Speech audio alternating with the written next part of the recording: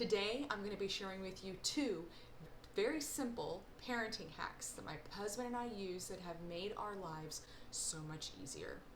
Number one, whoever's on night duty sleeps next to the baby monitor, wakes up with the baby if she wakes up with a bad dream, and they also wake up with our daughter in the morning. So we started this process when my daughter was about 18 months old. She was already sleeping in her room, and we were both waking up with one of us would have the baby monitor by our side of the bed, and every time she would make a noise, have a little cry, need some help, we were both waking up in the night, and it was just getting too stressful. Like I said, we both have full-time jobs. This is what happens in most households. For how it's going with us, we are basically getting at least 3 good nights of sleep a week. We get more. Luckily, our daughter's a really good sleeper, and like I said, we only have one child, but there's something to it.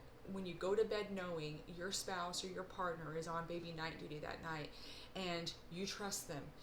We're not waking each other up at night. We know exactly what to do if the baby needs us, and we trust our partner to take care of that. Each of us bond individually with our child, especially in the morning, because at this age, our daughter tends to favor one of the parents. But with this system, she gets individual time with each parent every day. Number 2, we alternate weeks with meal planning. Meal planning is such a daunting task for us. Like I said, my husband and I both have full-time jobs. We have a toddler. There's just not a lot of time. You focus the meal planning strategy around family meals. So that means if we're not up at the same time for breakfast, every man for himself. Who's ever up with a baby that day is responsible for feeding the baby breakfast.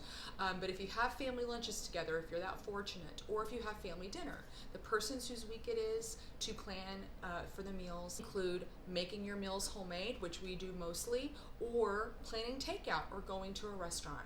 Whosever week it is, the responsibility is on them to make that decision. We started this about 2 months ago. I could not love it more. My husband and I experienced before we started this was mealtime stress, like for every single dinner. And we're talking every single day. And most of the time, because we both have full-time jobs, we're not even thinking about dinner. I don't even know what I want to eat. No more mealtime stress. We help each other out. Just because it's my week or his week to do the meal planning doesn't mean we can't help each other. It's just the person's responsibility to make the plan. There is literally no downside to this. On this channel, you can expect content relating to all issues relating to women and families and motherhood, from self-care, maintaining relationships, meal planning, and anything to do with finance, saving for college. These are the sorts of things that you can expect to see on this channel.